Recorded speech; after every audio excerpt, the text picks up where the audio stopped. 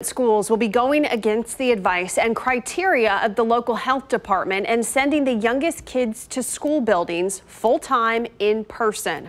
KCTV5's Betsy Webster was there for the big school board meeting tonight and has the breakdown for us.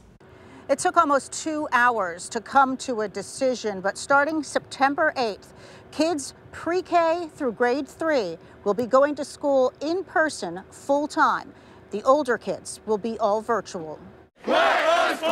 Across the metro, large groups of parents have been vocal in pushing for sports and in-person learning to start ASAP, despite health departments advising otherwise.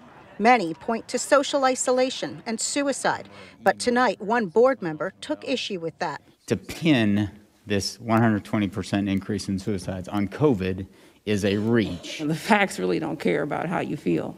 Facts are the facts. She was one of just 2 no votes, concerned about putting the youngest at risk while protecting the older kids.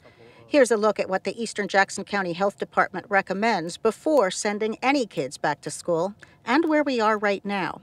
On a 14-day average, they want a maximum of 200 cases per 100,000 people.